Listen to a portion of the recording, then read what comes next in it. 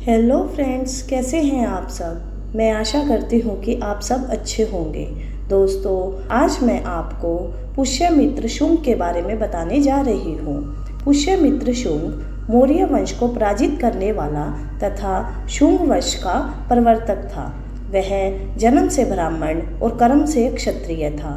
मौर्य वंश के अंतिम राजा बृहदर्थ ने उसे अपना सेनापति नियुक्त कर दिया था।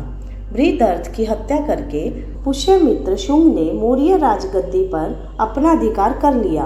पुष्यमित्र शुंग ने 36 वर्षों तक राज किया था, क्योंकि मौर्य वंश के अंतिम राजा निर्बल थे और कई राज्य उनकी अधीनता से मुक्त हो चुके थे।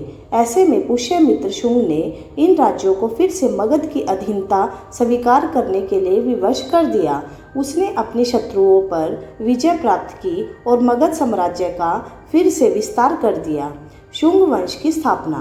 मौर्य वंश का अंतिम राजा बृहदर्थ था, जिसका सेनापति पुष्यमित्र शुंग था। एक दिन उसने अपनी सब सेना को एकत्र कर उसके प्रदर्शन की व्यवस्था की। सम्राट बृहदर्थ को भी इस प्रदर्शन के अवसर पर निमंत्रित किया गया। सेना पुष्यमित्र के प्रति अनुरक्त थी। सेना के सम्मुख ही पुष्यमित्र द्वारा बृहदर्थ की हत्या कर दी गई और वह विशाल मगध साम्राज्य का अधिपति बन गया। इस प्रकार पुष्यमित्र शुंग ने शुंग वंश की नींव रखी। हर्ष चरित्र में बृहदर्थ को प्रतिज्ञा दुर्बल कहा गया है। इसका अभिप्राय यह है कि राज्याभिषेक के समय प्राचीन आर्य परंपरा के अनुसार राजा को जो प्रतिज्ञा करनी होती थी, बृहदर्थ उसके पालन में दुर्बल था। सेना उसके प्रति अनुरूप नहीं थी, इसलिए सेनानी पुष्यमित्र का षड्यंत्र सफल हो गया। बृहदर्थ की हत्या कर पुष्यमित्र का राजा बन जाना ठीक उस प्रकार की घटना है जैसे कि राजा बालक को मारकर श्रेणीय भट्टिय का और राजा रिपुंजय को मारकर आमत्य पालक का राजा बनना था। महापद्म ननंद भी इसी ढंग से मगध के राज सिंहासन का स्वामी बना था। मगध साम्राज्य की शक्ति उसकी सुसंगठित सेना पर ही आश्रित थी। वहाँ जिस किसी के हाथ में सेना हो, वह राजगद्दी को अपने अधिकार में कर सकता था। जिस षड्यंत्र या क्रांति द्वारा मौर्य वंश का अंत हुआ, वह 185 ईसा पूर्व में हुई थी। विजय अभियान। पुष्यमित्र का शासनकाल पूरी तरह से चुनौतियों से भरा हुआ था। उस समय भारत पर कई विदेशी आक्रांताओं ने आक्रमण किए, जिसका सामना पुष्यमित्र शुंग को करना पड़ा। पुष्यमित्र के राजा बन जाने पर मगध साम्राज्य को बहुत बल मिला था। जो राज्य मगध की अधीनता त्याग चुके थे, पुष्यमित्र ने उन्हें फिर से अपने अधीन कर लिया था। अपने विजय अभियानों से उसने मगध की सीमा का बहुत विस्तार किया। विदर्भ की विजय। निर्बल मौर्य राजाओं के शासनकाल में जो अनेक प्रदेश साम्राज्य की अधीनता से स्वतंत्र हो गए थे, पुष्यमित्र ने उन्हें फिर से अपने अधीन कर लिया। उस समय विदर्भ का शासक यज्ञसेन का था। संभवतः वह मौर्यों की ओर से विदर्भ के शासन पद पर नियुक्त हुआ था, पर मगध साम्राज्य की निर्बलता से लाभ उठाकर इस समय स्वतंत्र हो गया था। पुष्यमित्र के आदेश से अग्निमित्र ने उस पर आक्रमण किया और उसे परास्त कर विदर्भ को फिर से मगध साम्राज्य के अधीन कर लिया गया। कालिदास के प्रसिद्ध नाटक मालविका अग्निमित्र में यज्ञसेन की चचेरी बहन मालविका और अग्निमित्र के स्नेह की कथा के साथ साथ विदर्भ विजय का वृत्तांत भी उल्लेखित किया गया है। खारवेल से युद्ध। मौर्य वंश की निर्बलता से लाभ उठाकर कलिंग देश उड़ीसा भी स्वतंत्र हो गया था। उसका राजा खारवेल बड़ा प्रतापी और महत्वाकांक्षी था। उसने दूर दूर तक आक्रमण कर कलिंग की शक्ति का विस्तार किया। खारवेल के हाथी गुफा शिलालेख के द्वारा ज्ञात होता है कि उसने मगध पर भी आक्रमण किया था। मगध के जिस राजा पर आक्रमण कर खारवेल ने उसे परास्त किया, हाथी गुफा शिलालेख में उसका जो नाम दिया गया है, अनेक विद्वानों ने उसे बृहस्पति मित्र पढ़ा है। बृहस्पति और पुष्य प्रायवाची शब्द है, अतः जायसवाल जी ने यह परिणाम निकाला था कि खारवेल ने मगध पर आक्रमण करके पुष्यमित्र को ही परास्त किया था। पर अनेक ऐतिहासिक जायसवाल जी के इस विचार से सहमत नहीं थे।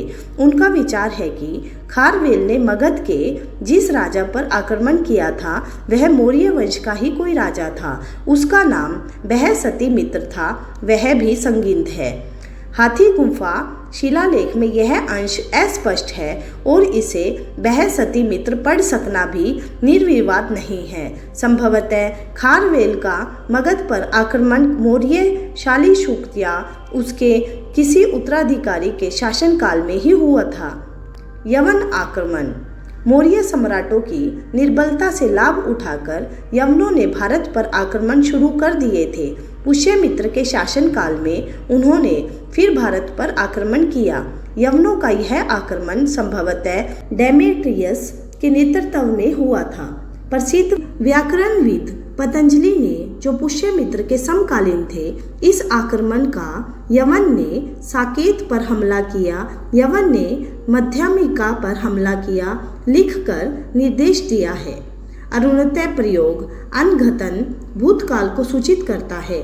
यह प्रयोग उस दशा में होता है जबकि किसी ऐसे भूतकालिक घटना का कथन करना हो जो प्रयोक्ता के अपने जीवन काल में घटी हो। अतः यह स्पष्ट है कि पतंजलि और पुष्यमित्र के समय में भी भारत पर यवनों का आक्रमण हुआ था और इस बार यवन सेनाएं साकेत और माध्यमिका तक चली आई थी। यवनों की पराजय।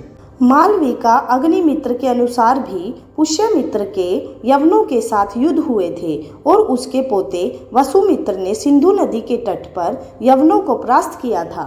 जिस सिंधु नदी के तट पर शुंग सेना द्वारा यवनों की पराजय हुई थी वह कौन सी है, इस विषय पर भी इतिहासकारों में मतभेद है। श्री V.A. स्मिथ ने यह प्रतिपादन किया था कि मालविका अग्निमित्र की सिंधु नदी राजपुताने की सिंध या काली सिंध नदी है और उसी के दक्षिण तट पर वसुमित्र का यवनों के साथ युद्ध हुआ था। पर अब बहुसंख्यक इतिहासकारों का यही विचार है कि सिंधु से पंजाब की प्रसिद्ध सिंध नदी का ही ग्रहण करना चाहिए। पर यह निर्वाद है कि यवनों को परास्त कर मगध साम्राज्य की शक्ति को कायम रखने में पुष्यमित्र शुंग को असाधारण सफलता मिली थी। अश्वमेध यज्ञ। अयोध्या में पुष्यमित्र का एक शिलालेख प्राप्त हुआ है जिसमें उसे द्वीर अश्वमेधायजी कहा गया है। इससे सूचित होता है कि पुष्यमित्र ने 2 बार अश्वमेध यज्ञ किए थे। अहिंसा प्रधान बौद्ध और जैन धर्मों के उत्कर्ष के कारण इस यज्ञ की परिपाटी भारत में विलुप्त हो गई थी। अब पुष्यमित्र ने इसे पुनर्जीवित किया। संभवतः पतंजलि मुनि इन यज्ञों में पुष्यमित्र के पुरोहित थे, इसलिए उन्होंने महाभाष्य में लिखा है, हम यहाँ पुष्यमित्र का यज्ञ करा रहे हैं। अश्वमेध के लिए जो घोड़ा छोड़ा गया उसकी रक्षा का कार्य वसुमित्र के सुपुत्र किया गया था। सिंधु नदी के तट पर यवनों ने इस घोड़े को पकड़ लिया और वसुमित्र ने उन्हें परास्त कर इसे उनसे छुड़वाया। किन विजयों के उपलक्ष्य में पुष्यमित्र ने 2 बार अश्वमेध यज्ञ का अनुष्ठान किया, यह निश्चित रूप से नहीं कहा जा सकता है। वैदिक धर्म का पुनरुत्थान। शुंग सम्राट प्राचीन वैदिक धर्म के अनुयायी थे। उनके समय में बौद्ध और जैन धर्मों का हास्य होकर वैदिक धर्म का पुनरुत्थान प्रारंभ हुआ। दिव्यावदान के अनुसार पुष्यमित्र बौद्धों से द्वेष करता था और उनसे बहुत से स्तूपों का ध्वंस करवाया था और बहुत से बौद्ध श्रमणों की हत्या कराई थी। दिव्यावदान में तो यहाँ तक लिखा है कि साकल में जाकर उसने घोषणा की थी कि कोई किसी श्रमण का सिर लाकर देगा तो उसे मैं 100 दिनार पारितोषिक दूंगा। संभव है बौद्ध ग्रंथ के इस कथन में अतियुक्ति हो, पर इसमें संदेह नहीं कि पुष्यमित्र के समय में यज्ञ प्रधान वैदिक धर्म का पुनरुत्थान शुरू हो गया था। उस द्वारा किए गए अश्वमेध यज्ञ ही इसके प्रमाण हैं। शुंग साम्राज्य की सीमा। विदर्भ को जीतकर और यवनों को परास्त कर पुष्यमित्र शुंग मगध साम्राज्य के विलुप्त गौरव का पुनरुत्थान करने में समर्थ हुआ था। उसके साम्राज्य की सीमा पश्चिम में सिंधु नदी तक अवश्य थी। दिव्य वरदान के अनुसार साकल उसके साम्राज्य के अंतर्गत था। अयोध्या में प्राप्त उसके शिलालेख से इस बात में कोई संदेह नहीं रह जाता कि मध्य प्रदेश पर इसका शासन भली भांति स्थिर था। विदर्भ की विजय से उसके साम्राज्य की दक्षिणी सीमा नर्मदा नदी तक पहुंच गई थी। इस प्रकार पुष्यमित्र का साम्राज्य हिमालय से नर्मदा नदी तक और सिंधु से प्राच्य समुद्र तक विस्तृत था। पुराणों के अनुसार पुष्यमित्र ने 36 वर्ष 185 से 149 ईसा पूर्व तक राज्य किया। शासक राजा पुष्यमित्र शुंग के पश्चात इस वंश में 9 शासक और हुए, जिनके नाम इस प्रकार थे: अग्निमित्र, वसुज्येष्ठ, वसुमित्र, अंध्रक, 3 अज्ञात शासक, भागवत, देवभूति। तो दोस्तों, आज की ये ऑडियो कैसी लगी आपको, आप हमें कमेंट करके ज़रूर बताइएगा। तो चलिए मिलते हैं अपनी नेक्स्ट ऑडियो में। तब तक के लिए bye bye and take care.